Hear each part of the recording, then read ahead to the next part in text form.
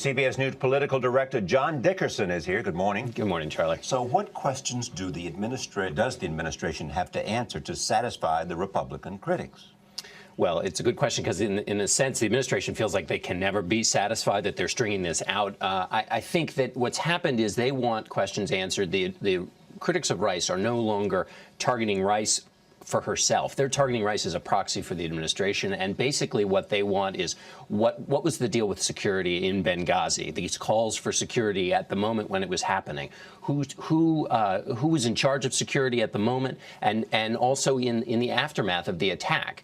The story came out in different pieces. Was this a result of an effort to massage the story because we were in an election year, or was this just the fog of the moment? But that's great. But Ambassador Rice was at the United Nations. She wasn't at the State Department. And those questions should probably fall to the Secretary of State. And the Secretary of State is undergoing an internal review, which a lot of people say is going to be very tough on their handling of it. I have a question is, what are these Republican senators doing? Because they're not going so far as to say they're going to put a hold on Susan Rice and completely block her. I can't recall. I mean, that would be a huge step for them to do that, right? Well, McCain has suggested that. I mean, Senator Ayotte has not. But you know, this reminds you of, say, Jesse Helms, the Republican senator from North Carolina, who once put a blanket hold on all Clinton ambassadors, 400 people at one point, because he just wanted attention paid. Senator Shelby put a hold on nominations from the Obama administration based on a tanker deal. Senators say, I'm going to put a hold to bang on the table and get answers. But are they serious about it this time, putting a hold on her nomination, if that nomination comes?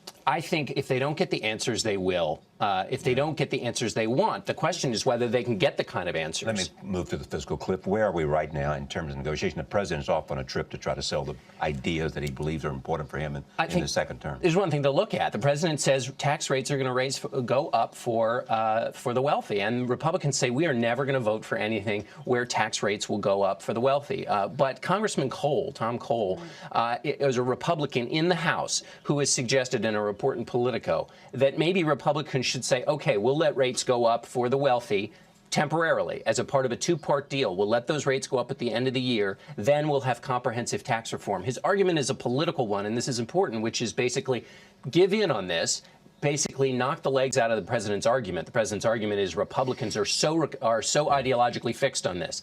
And that's interesting because A, it's in the House, and B, it's a political argument. So that Cole's argument is essentially, if we give in on this question of taxes now, it gives us leverage in the coming debate about tax reform. See, and I think this is a really significant development because you have what suggests a movement by the House Republicans to go ahead with what is the White House plan, which is a two-part deal.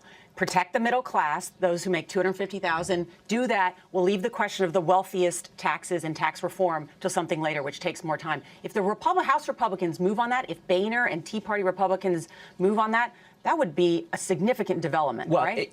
Think about it. 2 years ago, anti-tax Tea Party voters gave Republicans control of the House on the tax question. Now, 2 years later, Republicans are going to vote for a tax increase. That would be a significant change. But again, the idea is they would allow a tax increase because it would help them in negotiations later when rates might come down. In 2013, as a part of a comprehensive tax deal, even the White House is okay with rates coming down if the tax code is changed. John Dickerson, thank you so much.